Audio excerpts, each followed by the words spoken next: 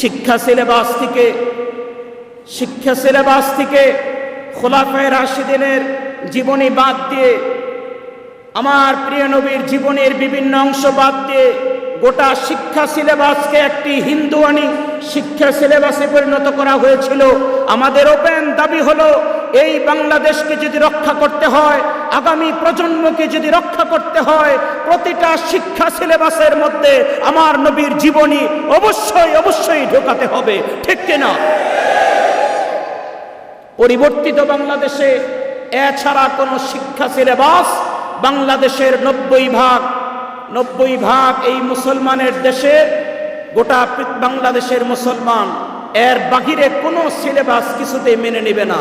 যদি আমার সাথে একমত হন, দুই হাত তুলে বলেন আল্লাহু আকবার। সিলেবাস হতে হবে মুসলমানের মেজরিটি পার্সেন্ট বাংলাদেশের মানুষের পালস বুঝে। এই দেশের বেশিরভাগ মানুষ কি হিন্দু না মুসলমান? মুসলমান।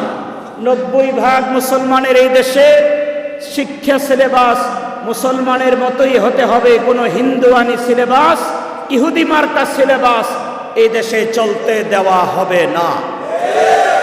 আল্লাহ পাক কবুল করেন, সবাই বলি আমিন।